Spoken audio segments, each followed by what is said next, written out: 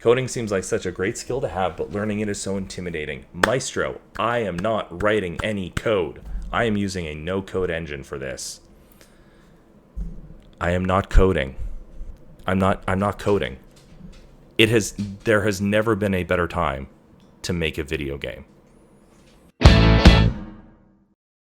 Okay, so you were up late playing video games, not like on a soccer field somewhere. That probably makes more sense to me. Back from ads. Welcome back, Maestro. Hello. It's good to see you. It's good to have you here, my friend. Game on phone similar to League of Legends. Okay, right on. Right on. Speaking of phone games, I want to talk about my little game that I've been working on. Hello, King. Welcome in. Good to see you. Do it. Okay, so backing up, because it's been probably since, oh my god, it's been since December that I haven't streamed any game dev. I started getting into like Vayne, and then Defiance hit, and then Resurgence, so I don't know, and then I was doing art streams. I don't know if I've actually gone back to this game in a while. So, as a reminder, I still have my mic, I still have my music. I don't have my camera. Okay, well, that's fine. I can be invisible for 2 seconds.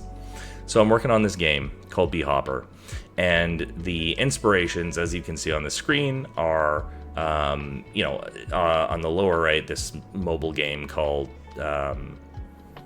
I don't even remember what it's called now. Anyway, it's good fun. It's silly. It's light. And then up in the top left, you have this incredible, but also not very good, 1999 cyberpunk game called Bee Hunter. It's by Midas Interactive. It is not good, but also very special. You know, if you've been around my stream for a while, you know that I like things that are maybe not awesome, but are very special. And then in the lower left, we've got Grand Theft Auto 1, or Grand Theft Auto 2. Exactly, yes, Dickian, good catch. So these are kind of the influences that have gone together into making up Hopper Hunted.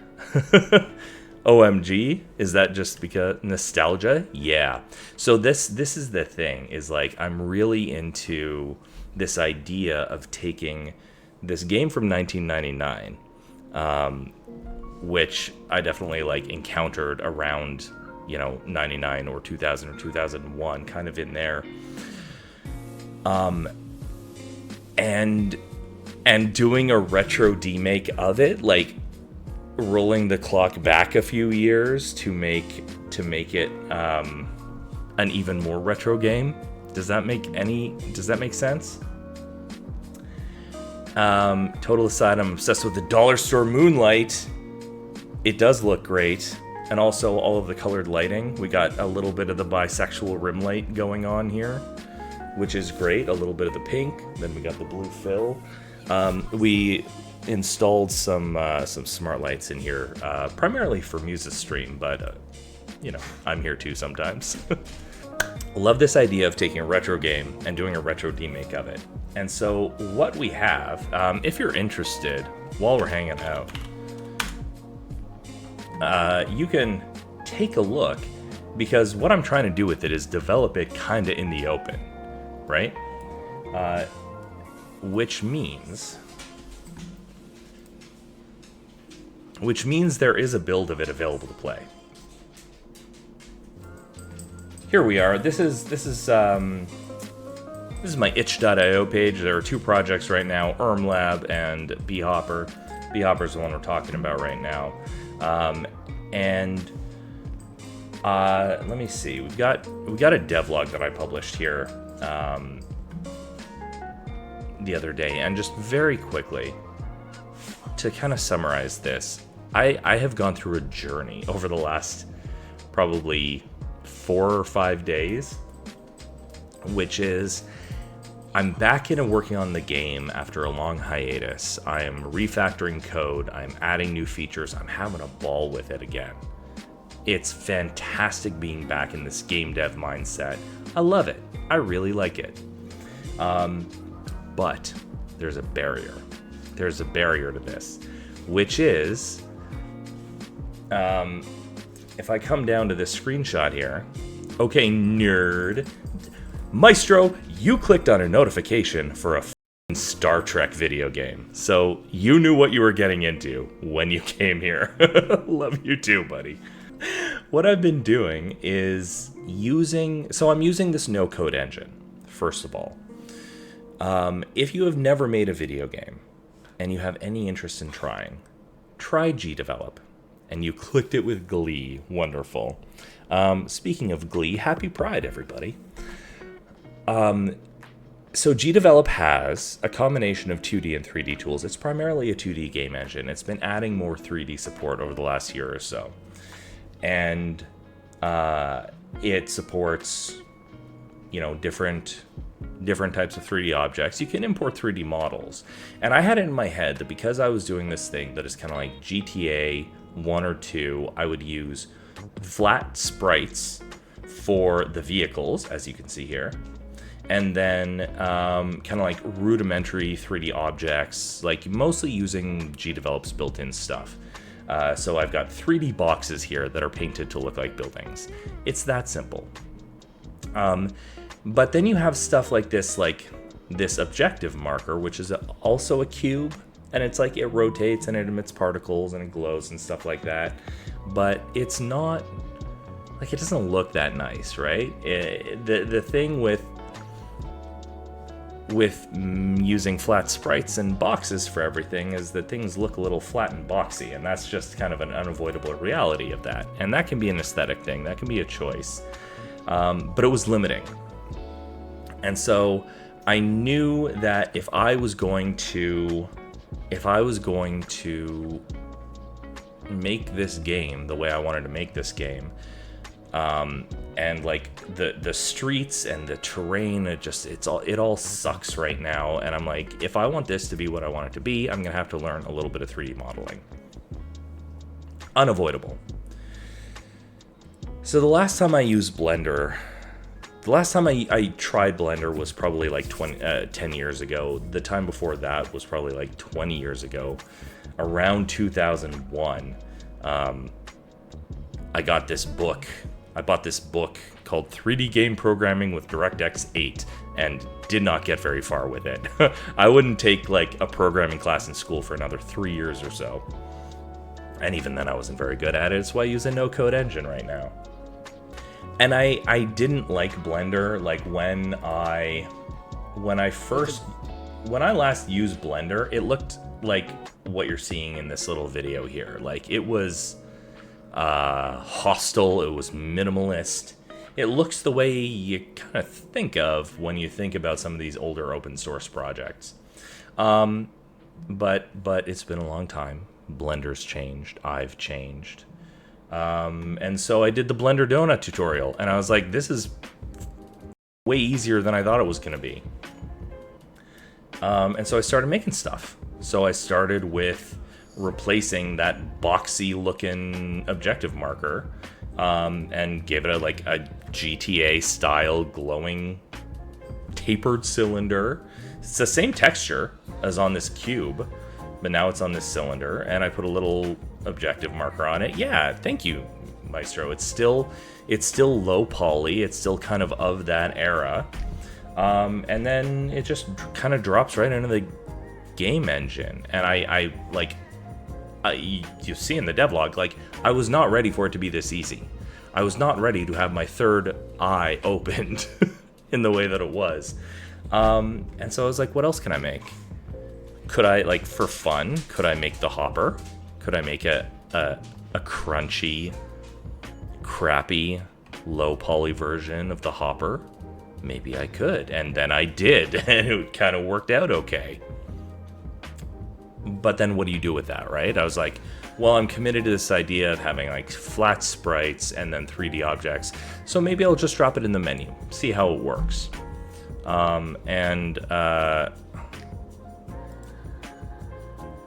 It worked really well. It worked really well. So here it is with just a little animation on it. And I'm gonna turn down my just going to take 1 second here, and I'm going to turn down my lo-fi because... Just turn off my lo-fi. Because another thing that happened recently, you were distracted because the RNG finally favored me in Blueprints and you figured something new out. Congratulations. The gods have smiled on you. Yeah, give us a little bit of a hint as to what it is. Anyway, one of the things that I've added to the game recently that I'm really excited about is some music. Whoa, where'd I go? Some music. There we go. Chess pieces. I don't understand Blueprints, you guys. I mean, I get it, but like, I also don't get it. I feel like I would need to play it to get it. I just, for whatever reason, I just feel super dumb when I'm looking at it because it's got this whole logic and language that I don't understand. Anyway, so a little while ago, I put out the call on Mastodon, of all places, being like, hey, I'm making this game. It's this. I feel like it needs some crunchy drum and bass. Are there any musicians on this nerd site who are into, who have made anything like that and want to contribute a track or two? Anyway, bottom line, this UK-based artist immediately put up his hand and was like, hey, I've got a couple of tracks that might work. Here they are. Do with them what you want. And they're great. So cable management is very pretty, muses. So anyway, yeah, like we have this this little menu screen now, and then as we get into it, we have music in the game, and more than that, I'm gonna turn this down. Hopefully you can still hear the music a little bit. There we go. The sound is crisp and lovely, and unless you're gonna randomly stream, you're good. Awesome. But yeah, check it out. We got some little 3D hoppers sitting on this rooftop. So I haven't wired them up to be controllable, but I think like it's so easy. It's so easy now to do the kind of crunchy, crappy 3D that I need for this game that that I can just do it. And I've got music, and I'm starting to do stuff with well, there's no AI yet. There's no AI yet really hooked up to these commuters, but they are all operating independently, which they weren't before, which is fantastic. And I'm starting to experiment a little bit more with like effects and environmental stuff. Oh. Also, I'm going to get my ass absolutely handed to me by this hunter. I haven't actually made it so that you can destroy the hunter yet, no matter what weapons you have. Am I just randomly shooting at innocent computers? I am, but if it makes you feel any better, you can see that my fines are going up.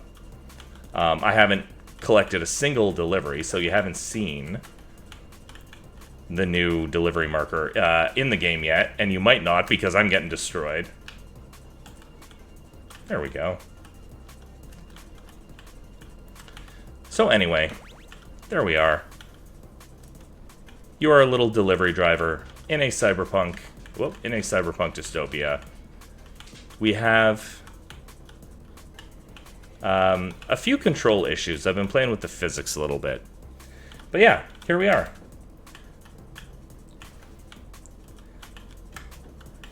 But yeah, I've been messing with some of the physics, and I've been destroyed. So anyway, there we are. We have music. We have 3D objects. We have more and more effects, and we have a bunch of refactored, reorganized code that is becoming so much easier to manage. So much easier to manage. And so the next handful of things that we need are going to be like some actual UI.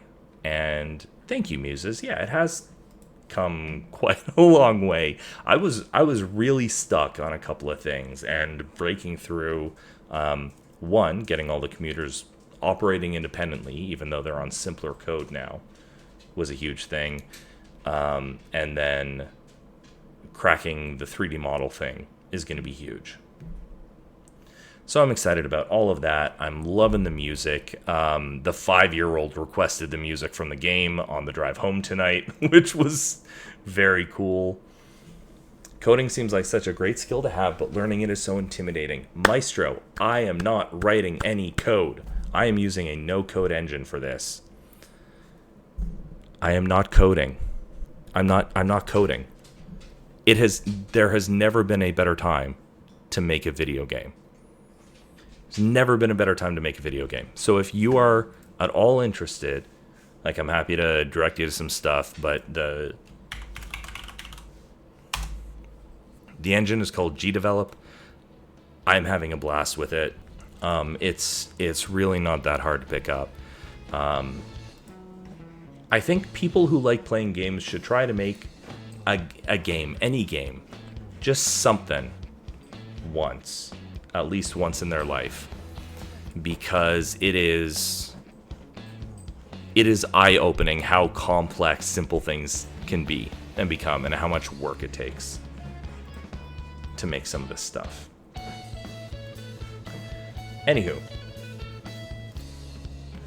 that was just something. Do we want to do a little bit more maker show and tell before we get into video games?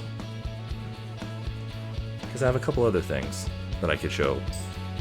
But maybe we'll save it for another time. We've been here for 25 minutes. I feel like maybe it is time to play some video games. What do we say?